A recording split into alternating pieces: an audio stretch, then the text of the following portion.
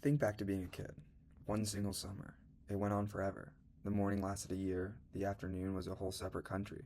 You'd leave the house after breakfast, and by the time the streetlights came on, you feel like you'd lived 3 lifetimes. September was so far away, it might as well not have existed. Now answer this honestly. When did this year start? It feels like weeks ago. You blinked and somehow months are gone.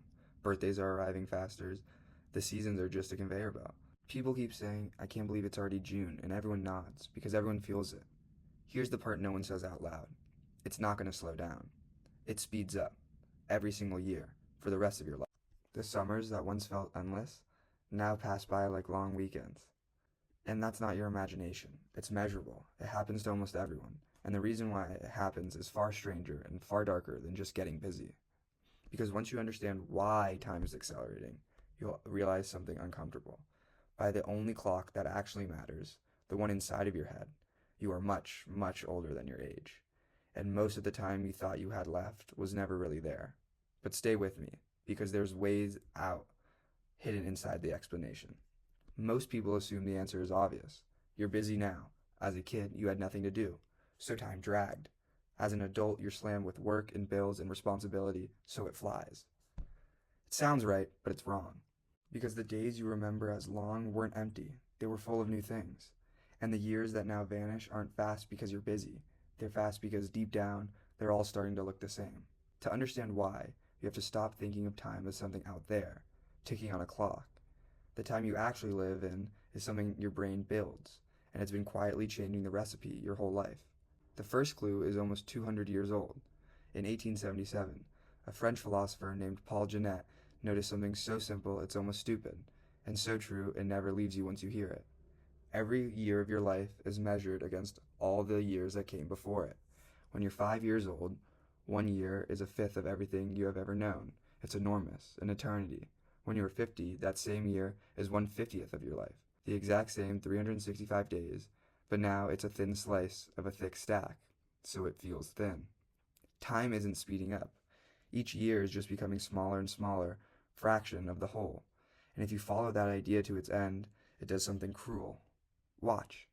The 5 years between your 5th birthday and your 10th, that whole vast era of your childhood, is a doubling, 5 to 10. And the years between 40 and 80, that's also a doubling, 40 to 80. Which means, by this logic, the handful of years you spent being a small child felt as long as your entire life from middle age to death. That one short stretch of being little weighs as much on the inside as everything that comes after 40 combined. You already lived through one of the longest parts of your life, and you were too young to even know it was happening. By the fraction is only the skeleton to the answer. The real machinery is inside your memory, and it's worse. Hear the strange truth about how you sense the passage of time.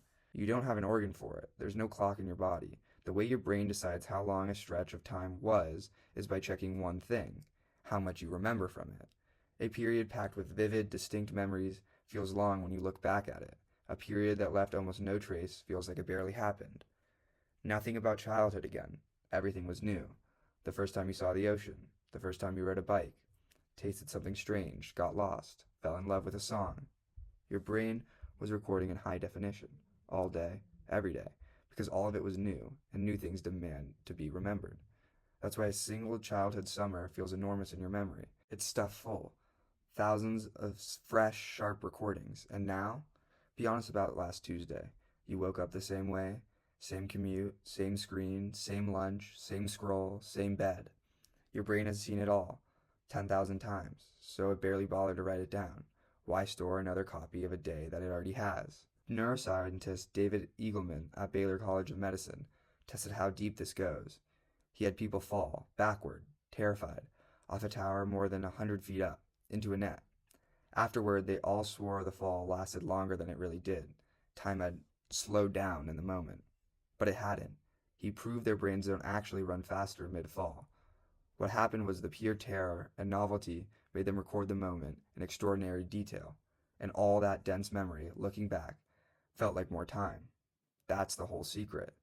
In one experiment, time in the rearview mirror is just a measure of how much you remember. Dense memory feels long. Empty memory feels like nothing at all. As you get older, more and more of your life becomes a day you've already had. It even reaches down into the wiring. In 2019, a Duke University professor named Adrian Begin proposed a physical reason for all of this. When you're young, your brain is small, its connections short and fast. It processes a flood of mental images every second, like a camera shooting a high frame rate. More frames, more detail, more time packed into every second. As you age, those neural networks grow fast and tangled. The signals have to travel further, the pathways degrade, so your brain captures fewer mental images per second. The frame rate of your life quietly drops. The fewer frames means less detail. Less detail means hours feel emptier, and emptier hours slide by faster.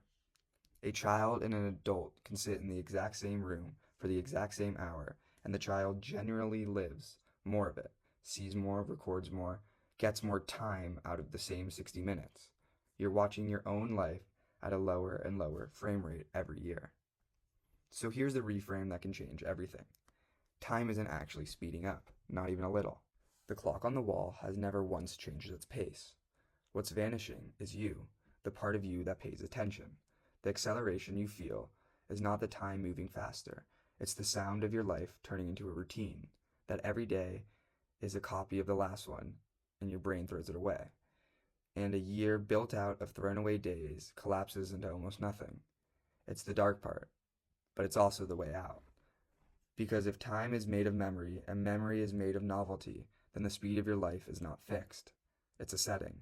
The reason the years are accelerating is that you've stopped feeding your brain things worth remembering, which means you can slow them back down, not with more hours, with more firsts. The new place, the hard conversation, the skill that scares you, the road you've never driven.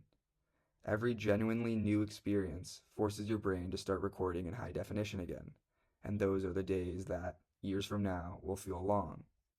Novelty is the only thing that has ever bought a human being more time. So look at where you are right now. You probably think you have decades left. By the clock, maybe you do. But you don't live by the clock. You live in the time your brain builds. And by that measure, far more of your life is already behind you than the number on your birthday suggests.